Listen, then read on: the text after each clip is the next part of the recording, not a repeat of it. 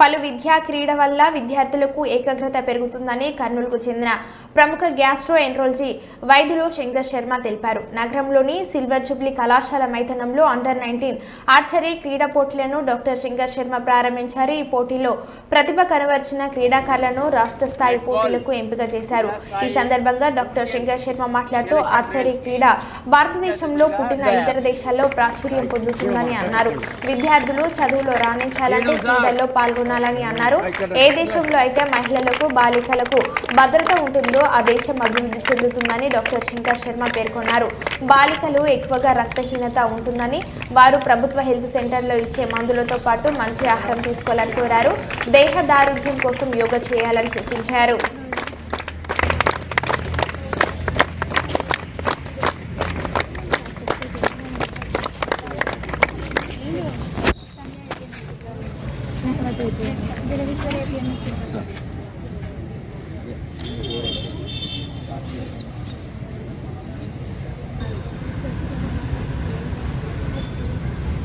Sir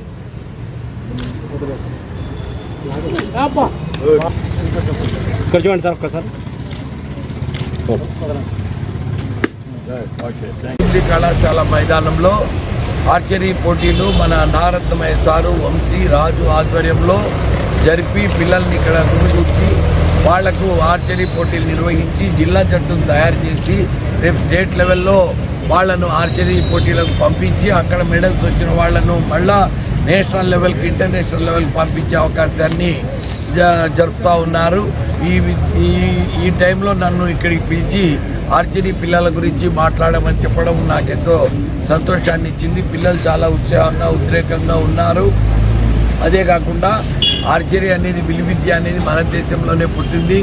ఆ కాలంలోనే archery practice దాని వాల్యూ ఎంతో ఉండినదంటే ఈవెన్ అర్జునుడు కళ్ళు మూసుకొని కూడా పైన మత్స్య యంత్రంలో కేవలము నీళ్లలో చూస్తూ ఆ చేప కన్ను మీద కాన్సన్ట్రేట్ చేసి కొట్టినాడంటే అంటే ఎంత ఏకాగ్రత డెవలప్ అవుతుంది ఈ ఆర్చరీ వలన.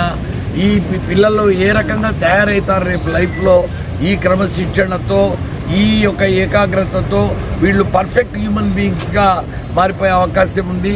అదే కాకుండా చాలామంది పిల్లల్లో నేను అబ్జర్వ్ చేస్తే రక్తక్షీణత ఉంది పిల్లలకు, అంటే ఐరన్ లోపం ఉంది. యాక్చువల్గా ఎవరి సబ్ సెంటర్స్లో, పిహెచ్సి సెంటర్స్లో ఐరన్ పోలిక్ యాసిడ్ ట్యాబ్లెట్స్ కూడా ఇస్తుంటారు. వాటిని ఉపయోగించుకొని వీళ్ళ ఐరన్ ట్యాబ్లెట్స్ అవి తీసుకోవాలి. అదే కాకుండా ఐరన్ రిచ్ ఫుడ్స్ కూడా, ఫ్రూట్స్ ఇట్లాంటివి, ఫిష్, తర్వాత ఎగ్గు, యాపిల్స్ ఇట్లాంటివన్నీ తీసుకోవాలి. వీళ్ళు ఆరోగ్యం బాగుండాలి, దేహదారుఢ్యం ఇంప్రూవ్ చేసుకోవాలి. తర్వాత మైండ్ కాన్సన్ట్రేషన్ కోసము ధ్యానం అవి చేసుకుంటే ఏకాగ్రత పెరుగుతుంది. ఎంత ఏకాగ్రతగా వాళ్ళు ఉండగలుగుతారో వాళ్ళు అంత సక్సెస్ సాధిస్తారు. ఎక్కువగా అటెన్షన్ అనేది చాలా ఇంపార్టెంట్. ఈరోజు మనము అక్కడ ఆర్చరీ బౌ దగ్గర ఉండి ఇంటి గురించో స్కూల్ గురించో ఆలోచించినామంటే మనం అక్కడనే ఫెయిల్ అయిపోతాము. కాబట్టి ఆ ఏకాగ్రత అనేది చాలా చాలా అవసరము. ముఖ్యంగా అమ్మాయిలు ముందుకు రావడం అనేది మన దేశము డెవలప్డ్ కంట్రీ కింద అయిపోతున్నట్టు లెక్క. ఎక్కడైతే స్త్రీలకు ఎక్కువ రక్షణ, ఎక్కువ వాళ్ళకి ఎంకరేజ్మెంట్ ఉంటుందో ఆ కంట్రీ బాగా డెవలప్ అవుతుంది. సో ఈరోజు అమ్మాయిలు ఇక్కడ నా పక్కన ఉన్న వాళ్ళని చూసి నేను గర్విస్తున్నాను. వీళ్ళే రేపటి భవిష్యత్తు.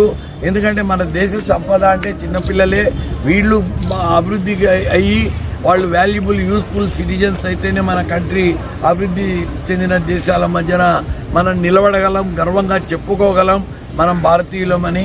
కాబట్టి ఇటువంటి కార్యక్రమాలు మరిన్ని చేయాలని, మన ఈ కార్యక్రమం ముఖ్యంగా ఆర్చరీని ప్రోత్సహిస్తున్న ఈ నారత్నమయ్య గారిని, వంశీని, రాజును అందరినీ నేను అప్రిషియేట్ చేస్తున్నాను. పిల్లలందరికీ మంచి భవిష్యత్తు ఉండాలని నేను కోరుకుంటున్నాను. Thank you.